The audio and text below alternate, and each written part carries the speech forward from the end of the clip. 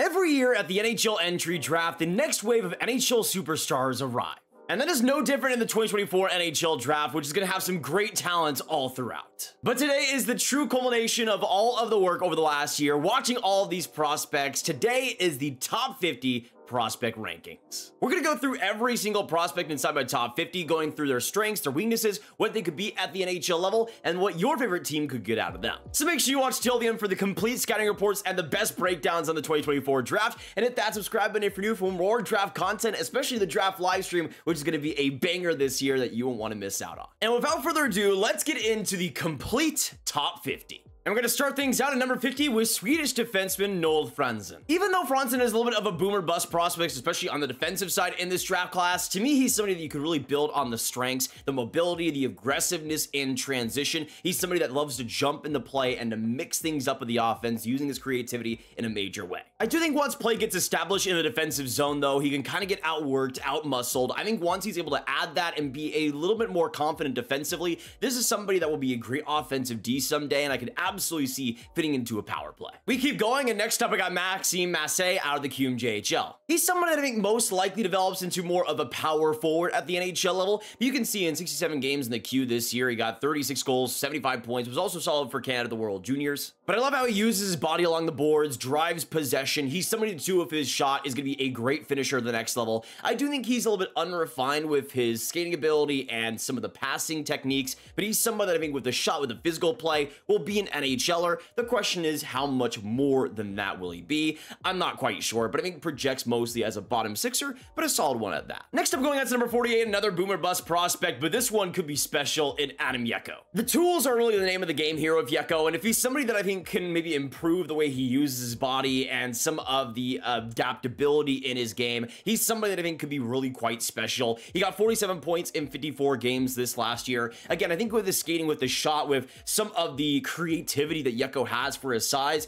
he could be a special player. I think what does hold him back is his offensive game is a little bit one note. He's quite predictable, and he really doesn't use his size as well as he should. It's not that he isn't using it, it's also just that he doesn't really apply it as well as he should, and those are things that I think could hold him back. Give him some patience and put him in the right developmental system, though, and I think Yeko could be a fascinating player. Next up, we go on to 47, and next up, I got Tarek Parasak out of the Prince George Cougars. Obviously, as a rookie, this guy was phenomenal and fit in perfectly in the WHL. 105 points in 68 games. When you look at that production, you're like, why would I have him so low? Well, in Tarek Parasak's case, I don't think he has the wheels or the skill set to really be this top-end, top six forward. I think most likely he settles into a bottom six role, and even then, I'm not sure if he has the physicality or the size or the skating ability to truly thrive. Now up at 46, going on to one of the more safer players outside of my first round, and I got Linus Eriksson out of the Allsvenskan. The Swedish center is something that I've really grown to like over the course of the season. You can see having a pretty solid role in the Allsvenskan and playing well in the playoffs,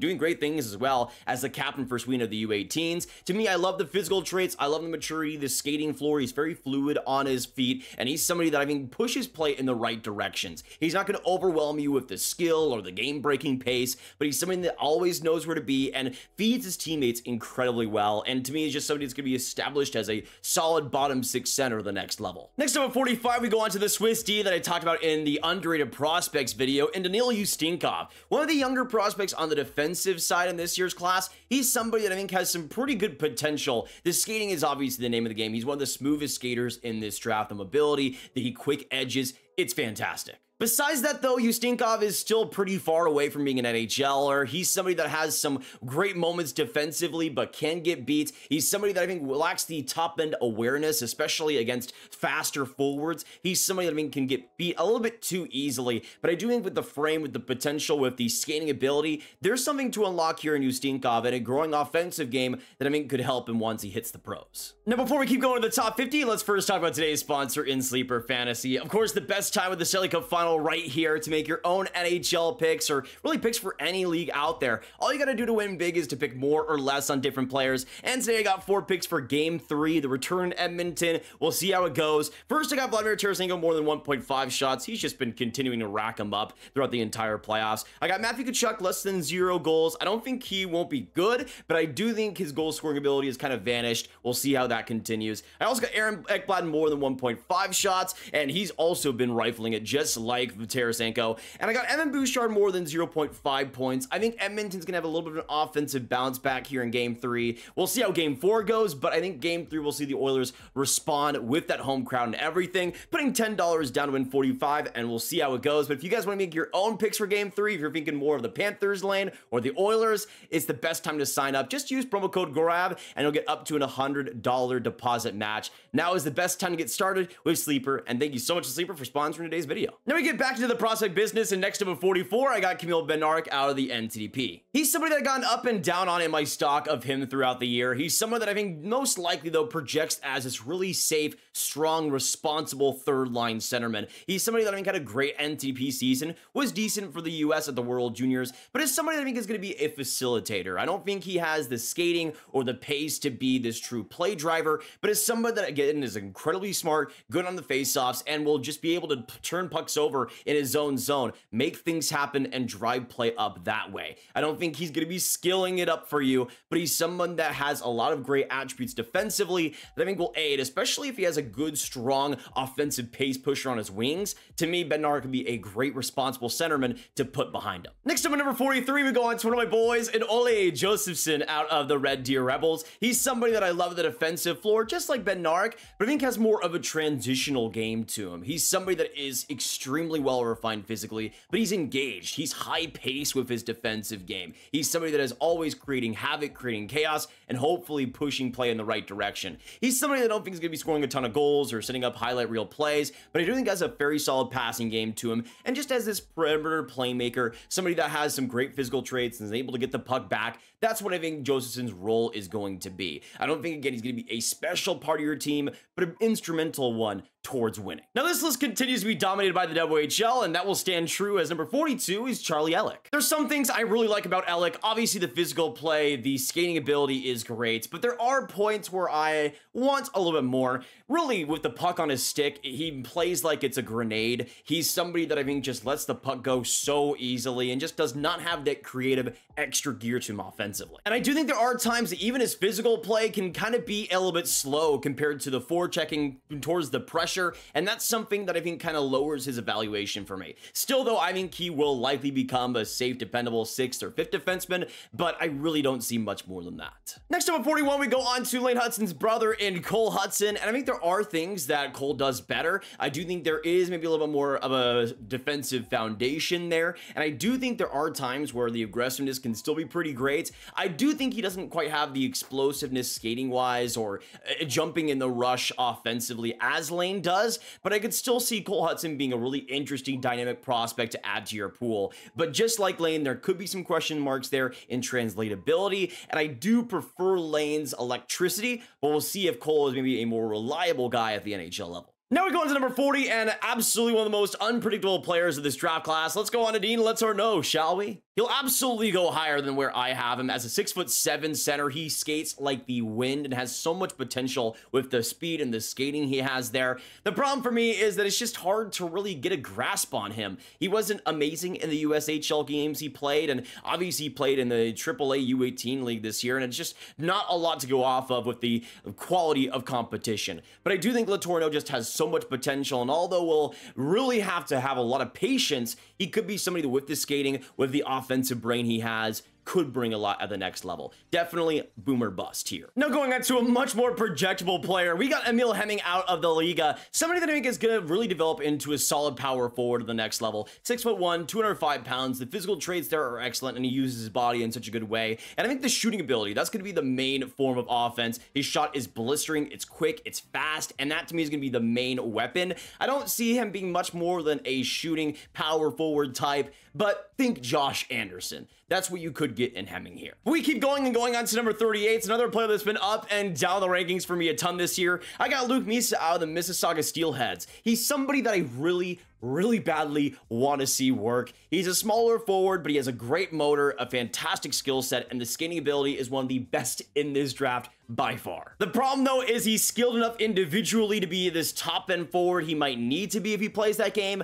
I don't know about that, and I also don't know if he's going to have the physical traits nor the muscle to be this grinder motor type player that he might need to be if that skill set doesn't work out. Again, another player that has a boomer bust role, but again, is somebody that I think will need to fight for everything he gets, and we'll see if he makes it. I sure hope he does. Next up at 37, we're going to Adam Kleber out of the USHL, Minnesota Duluth commit. If you're looking for defensive D, especially outside the first round, Kleber can be a really interesting piece. 6'5", 214 pounds. He has a great skating floor, is incredibly mobile. He's nimble, he's quick with his edges. He's somebody though that also has been developing his offensive game, getting more confidence. I do think he lacks pace, and there are times where the game could be a little bit fast for him, even at the USHL level offensively, and that might limit him at the next level, but I do think he's somebody that wants to be more aggressive, wants to be more creative, and he has that will to make it happen. And with the defensive attributes still, I think they're getting a pretty safe floor with the defensive game, the skating that he brings. I think he could be a pretty great fit, especially outside the first. Next up at number 36, you guys already know I'm a big fan of this kid, and it's Sam O'Reilly out of the London Knights. If you're looking for a honey badger, if you're looking for a stinging bee on your forward group, he's going to be such a good forward checker, the skating ability, the punishing physical play. To me, Sam O'Reilly just brings so much aggressiveness, quickness, and quick decision making. He's somebody that's going to be a brilliant forward checking third line player in my opinion, and just bring a really safe, really projectable floor. I don't think he's somebody that's going to be bringing this amazing offensive game, but I think as a player that will win battles, play the perimeter, get pucks on net, O'Reilly is your guy. Next up at number 35, I got Ryder Ritchie, and he's somebody that I think is going to be a fascinating player to look back on. He's somebody that had some cold streaks in the WHL this year and really didn't improve that much compared to last season. I still do like the engagement. I love the willingness to battle, and of course, the shooting ability. The offensive skill set is great. I don't think there is some wonkiness with his skating, though, and there are times physically where I do think he just needs more muscle, but I do think he's somebody that if he's able to brings a more well-rounded game and really establish a better skating ability, he's somebody that to me could be a really interesting, maybe even second line player. Has some good potential here that you could be able to unlock. Now, speaking of potential, next up we go on to one of my boys, one of my favorites in this draft class. At 34, I got Terrence Smith, another WHLer in this class that I adore. He's somebody that offensively has so much talent, so much pace, the deking ability, the deception. There is so much to love on the blue line here. He's somebody that really got better and better as the season went on, especially defensively, using his body more, using the smarts he has. He's somebody that I think is still quite raw. Again, this was like his first really full WHL season because of the injury he had last year, but I think there is so much potential here and a lot of room to grow. Now we go on to the last player outside of my first round. At 33, I got Yegor Shurin out of Russia. He's somebody we've talked about a lot recently as well. A younger birth date at 6'1", 192 pounds. I love a lot of the instincts here with Shurin and the way he's able to feed off his defensive game, the pressure he provides. He's somebody that I think is just going to be this well-rounded power forward at the next level. Not somebody that I think is going to have a ton of offense, but I do think has a good shooting ability. But now we go right into the first round, and at 32, I'm going to go with Brody Zemer, University of Minnesota commit out of the NTDP. He's somebody that I just love as this complementary establishing forward. He's somebody that has a good forechecking game, great speed, and he's someone with the playmaking game. There's so much to like there with the consistency, with just the heads-up vision he has. He's just somebody that I think is going to be a really great net positive forward that, especially alongside maybe a great finisher, could just bring a lot out of him, and is somebody that, especially on a middle six, is going to be exactly what you want. Now at number 31, we go on to maybe one of the more frustrating prospects in this class, and Nikita Artamonov. He's somebody that, like Luke Misa, could kind of maybe fail to find a role. He's not somebody that is incredibly skilled for his size, but I do think he brings some good speed, and I do think the forechecking ability, the pressure, the ability to play along the boards is some pretty great attributes for him. But I do think with Artamonov, there's just more that I want to see. I want to see him using that pace even more consistently. And to me, even though he had a great KHL campaign, he's somebody that I could kind of see failing to establish himself in the North American game. But I really hope I'm wrong, because Artamonov could be a pretty fun player. Next up at number 30, I go on to Adam Jiricek, somebody we've talked a lot about throughout the course of this season. He's somebody that I think has a great skating, great physical floor, and even though he's quite raw at this stage, if he's able to unlock that potential, I could see him being a middle pair smooth skating D, and that's pretty good at this point in the draft. Next up at number 29, I got Marek Vanacker out of the OHL. He's somebody that just got better and better as the season went on. I love the defensive instincts, I love the shooting ability, and the way he's able to jump into the play, jump on the rush. He's somebody that I think will need to maybe add a little bit more pace, a little bit more consistency to his game, but besides that, I like him quite a bit. At number 28, next up we go to Andrew Basha. He's somebody that I think has some pretty fun potential in this draft class, has so much pace, so much skill individually. I think there are times where against bigger opponents, he can kind of be a little bit one note and not really be able to create against more stifling competition, but he's someone with the pace, with the offensive brain he has so much potential in that category, and I could absolutely see him being this great middle six, maybe even second line player when it's all said and done. At number 27, we gotta go to EJ Emery out of the NTDP. He's somebody that really impressed me well at the World Juniors and the U18 level, and also at the Combine. He was an absolute beast, which was not all too surprising. The physical traits are immense. He's violent. He'll just put pressure on you whenever you come into the zone, but the skating ability is really what rises the stock for me. He is a great edge work skater. He's someone that is able to read every little move that a forechecker might have and work with that and be able to make quick decisions with the puck, and that's something that, especially out of his zone, is going to be a major asset going forward. Also helps as a D that he's going to Nodak, which is a pretty great place to be. At 26, we go on to another player that is going to be a fascinating one, and Nodak commit to Nodak commit. I got Sasha Boisvert, who this year in the USHL was somebody that I was on and off in my love for. He's somebody, though, that fits in around the mid-20s for me. 68 points, 36 goals in 61 games. I think the value for Boisvert is especially going to be the shooting ability. It's going to be some of the physical play at the next level, because the skating is not very good. It's clunky, it's ineffective, and he's not really able to generate much speed. And I do think the creativity, the vision just isn't quite there. He's somebody that I think has just limited offensive upside because of that, and mostly I think will be a play finisher rather than a play creator. Now we go on to another center that could not be more different than Boisvert in Cole Baudouin, who to me is just going to be an electric centerman, somebody that you will love to have on your team. The real question will be, how much potential does he have? Will he be able to be a second line center? That'll be the big thing to me, but I think Baudouin is going to fit easily in a bottom six someday with the speed, with the relentlessness he has. He is just so good at attacking defensemen, being able to get by from their physical play, and just using his body in such a precise and effective and consistent way. He's somebody that I just think has so much to give and so much to provide as a speedy forward, and as somebody that I think offensively still has a lot of room to grow. Again, I don't think he's going to be somebody that's putting up massive point totals, but as somebody as a centerman you'll love to have on your team. Next up at number 24, we go on to the Swedish side, and Alphonse Frey. In terms of offense, defenseman is absolutely one of the most electric ones out there. The creativity, the transition ability, the way he's able to step up on the rush, he just brings a lot of great attributes, and it's all fueled by his excellent skating stride. There are times, though, where the vision defensively can be a little bit of an issue, and I think he does get beat quite often, but offensively, there's a ton to love here of Frey. Next up at number 23, we got Michael Hayes, another USHLer here. He's somebody that had a really weird last couple of seasons. He had a really injured 2023, which held him back quite a bit, but this year, especially in the second half, he was electric. The transition ability, though, is really the name of the game. His speed and the way he's able to pass up with forwards, he's somebody that just breathes chemistry and breathes pace up the ice. I do think there are times where physically he can get beat, especially along the boards, and he's not going to be a guy that's winning battles or is going to be the guy getting the puck off the wall, but he will be somebody that finishes play, creates up the ice, and really is just a great transitional forward who is able to make smart plays and quick ones at that.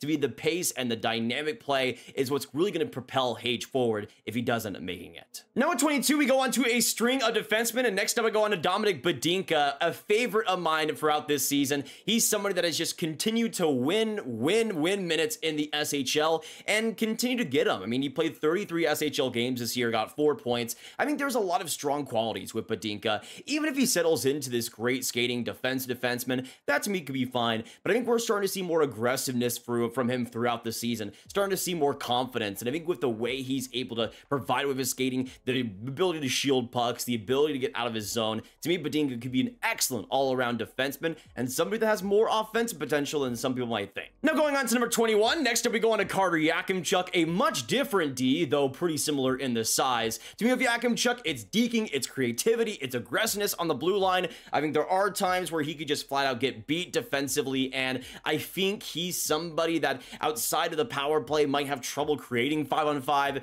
but no doubt the skating is going to be a big issue for him going forward, and that to me is going to be maybe the big thing that holds him back if he doesn't make it. But now we officially get started inside the top 20, and I had to go with the Norwegian stud in Cyan Solberg, somebody that is going to be the most punishing defenseman in this draft class, loves to make big hits, but isn't afraid to use it at the right times. He's not somebody that's going to over-rely on his physical play, bringing great skating quality too, and just good smarts defensively. He's somebody that also, with the shot, I think has a little bit more of an offensive potential than most people would probably rank him as, but I think most likely he's going to fit into this third, fourth role as a defenseman. Again, think Radko Gudas. That to me is the perfect projection. We keep going at number 19, and now we go on to Teddy Stiga. If you're looking for pace, if you're looking for offensive potential, Stiga brings so much on the wings. He's somebody that was great for the NTDP this year, fantastic in the World Juniors alongside Hagens at that first line role, and he was somebody that was just able to bring so much to the table,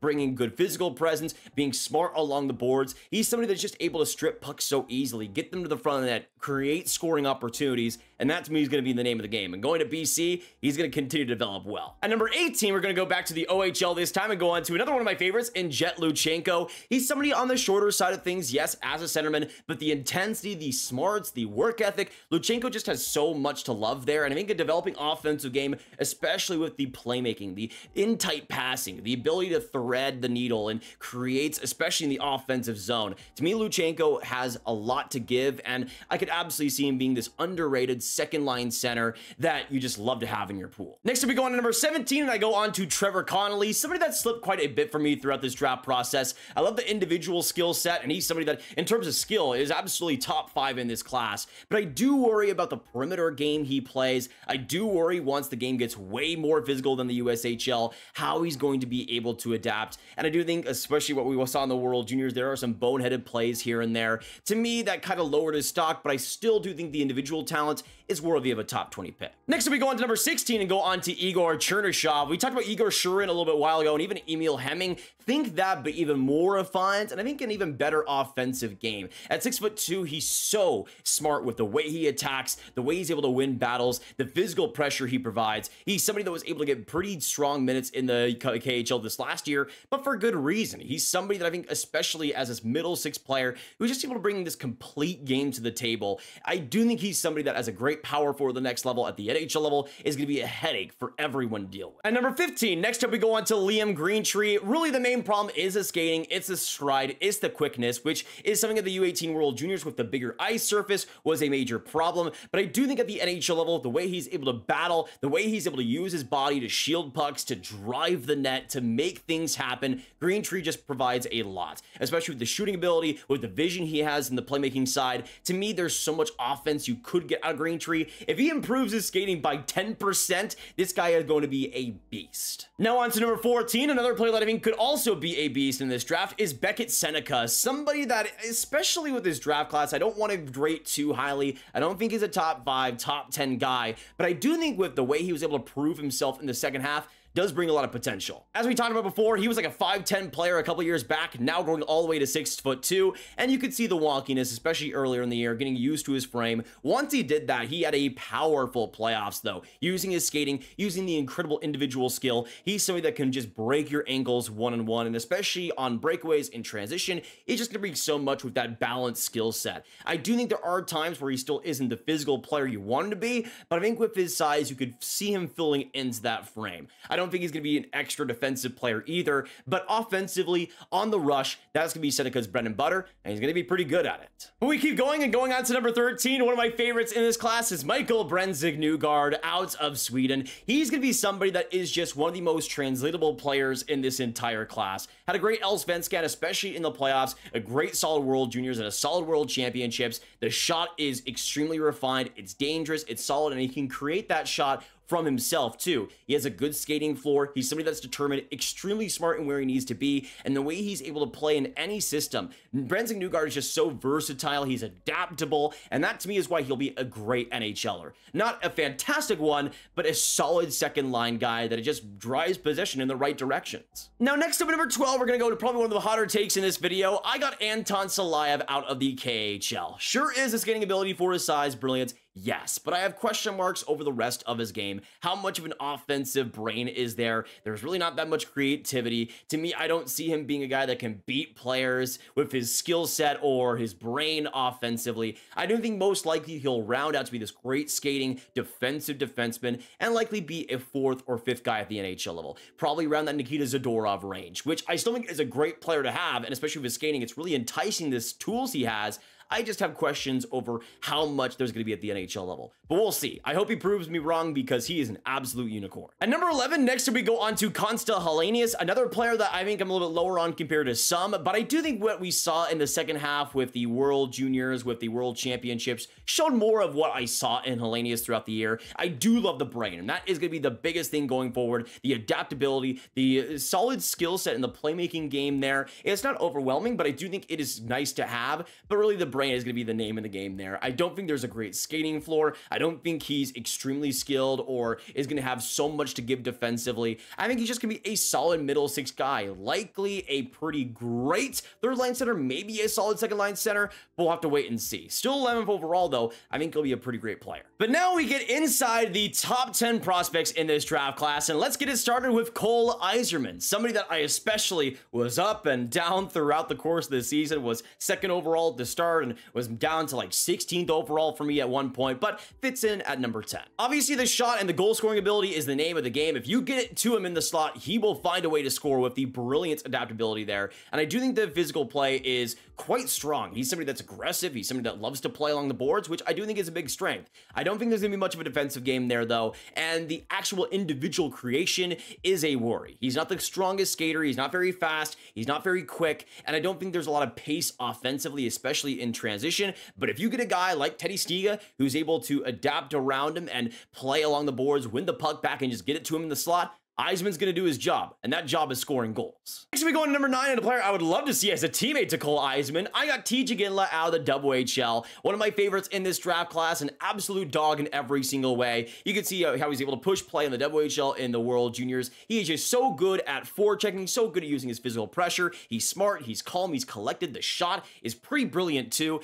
even though I don't see a high assist ceiling there or somebody that's going to be much of a incredible overall player. He's somebody that I think with the traits he has, with the speed he has, just has a lot to give. And I think as this great top 6 guy complementary piece, you're knowing what you're getting in Tej, and he's going to be a great player for you. Now we go on to number 8, and definitely one of the most up and down prospects in this class for me. Next time I go on to Zane Parekh of the Saginaw Spirit. Somebody that, like Eiserman, I think has some pretty glaring holes. I think his posture defensively is horrible. He doesn't get down on pucks, and he's sometimes a player that just gets absolutely beaten way too easily, especially in front of the net. But I do think he's somebody that, if he's able to get maybe a coach that can make him more adaptable defensively, you have an offensive ceiling. You have the passing ability, the vision, the creativity from the blue line. There's a lot to love there. And even though I have my holes with him, he's still somebody that is along the Brandt Clark range. He's somebody that could see becoming a great offensive defenseman, but also somebody that could see coaches being extremely frustrated with. But now we get into the elusive top 7, and next up we go on to another OHLD in Sam Dickinson. And with Dickinson, it's a lot more about how I see him progressing, how I see a team that's able to develop him right. To me, he could be a beast in so many ways. I love the passing ability, especially in his own zone. He's somebody that makes some fantastic stretch passes. He's somebody with the skating ability, with the aggressiveness physically, has a lot to give on the defensive side too. To me, he's somebody that you can mold in any one direction. If you wanted to be him more as a defensive guy, you could. If you want to be more of an offensive guy, I could see you developing him that way. But to me, I think he could absolutely be a top 2 pair D. If he's able to really maximize the talent, I think you could get so much with Dickinson here. At number 6, next up we go on to Berkeley Catton, somebody that I've loved throughout a lot of this draft process. With the Chiefs, had a fantastic year, especially in the regular season, 116 points there. I love the pace, I love the brain, I love how he's able to connect with the thread on every single forward coming up the rush. He's somebody that's just a brilliant playmaker, and with the goal scoring ability he had this year, was able to drive the net quite well. I do think there are some issues. He will need to bulk up, and I don't think defensively he's a very strong player whatsoever, and his skating ability isn't top end, but I still think with the traits and the strengths you have, he's going to be an adaptable player who mixes into an NHL lineup and just makes everyone better. But But now we get into the elusive top 5 of this draft class, and next up we go on Artem Levshunov out of Michigan State. He's somebody that was an extremely fun player in every single way this year. Had some glaring holes with the defensive game that I thought were getting better, especially in the second half. But he's an incredible skater, a great size, fantastic aggressiveness, and offensively just has so much pace to him. He's somebody that just wants to create every single time he has the puck, every single second he wants to do something special with it. And I think with the way he's really adapted, the way he's grown over the past year, I think there's a lot of potential in Levshunov. And even though I still think he's quite raw, there's definitely a case to be made that he could be the best D in this class, and I wouldn't be surprised if it ends up happening. But going on to my best defenseman in this draft class, we go on to another NCAA guy, this time in Z Buim out of the University of Denver. I mean, Buim is just a winner in every single way. The World Juniors, the NCAA, Buim just brought so much to the table this year. The growing offensive game, the pace, the creativity from the blue line. Z Buim is going to be an absolute dangler. Think Lane Hudson, but even more potential, especially defensively. Even though there are times where he does get beat, especially in front of the net, I think he was working on that in the second half and did get better, especially in that playoff run with Denver. To me, there is so much to like here at Buim with the skating, with the creativity, with the offensive brain, that to me, he's the #1 D in this class. But we go into the top 3 and go on to 3 forwards left, and at number 3, I got Caden Lindstrom out of Medicine Hat. To me, in terms of top-end potential, there's so much to like with Lindstrom, with the size, with the aggressiveness physically, but the skating and the skill and the way he's able to drive play when he wants. He's somebody that, although is quite raw, and I want to see more aggressiveness out of him offensively, is somebody that if you're able to unlock that skill set, you could have an excellent shooting, skill-based forward that just brings so much to the table. And could be a power forward too. I mean, there's so many ways you could take Lindstrom, and I just can't see him not being a productive guy. But going on to number 2, next up we go on to the most electrifying prospect in this class in Ivan Demidov, somebody that is able to do anything at will with his deking ability, the aggressiveness, with the consistency in his offensive work rates. He was a beast in the MHL, especially in the second half, and was able to improve upon a lot of the issues I had for him. He's somebody that was able to be a lot more adaptable along the boards, somebody who was able to create in every single situation. And to me, if you're looking for top-end talent, Demidov is the way to go. But we go on to number 1, and by far the best prospect in this draft, the most complete prospect in this class, we got Macklin Celebrini out of BU. San Jose is going to be a lucky team to get him a first-line center of the future. He's somebody that just brings so much to the game with his smarts, with his determination, with the ability to translate up the ice. He's just somebody that is going to have so much at the next level. I don't think he's on the top tier McDavid, Bedard level of first overall picks, but you're getting a great, productive captaincy type of player for your franchise. But those are my top 50 prospect rankings. I would love to know down below what your thoughts are on them, what you agree, what you disagree with, and out of all these guys, who you want your team to end up drafting. I would love to know your thoughts down below. Of course, hit that like button, hit that subscribe button if you guys enjoyed the video today and want to see more just like it. And of course, share the video with all the hockey fans online. Get the top 50 rankings out to them so they can be more informed on the draft class this year. And of course, thank you guys so much for watching all of the draft content throughout the year. More to come, of course, but thank you guys so much. This is the channel to be for all your draft content, and I appreciate you guys making that a reality. Of course, make sure you share a video, of course, if you haven't already, and click on this card for all my hockey prospects talk up there. And I will see you for the draft stream, all the draft content coming up. I will see you in the next one. Goodbye.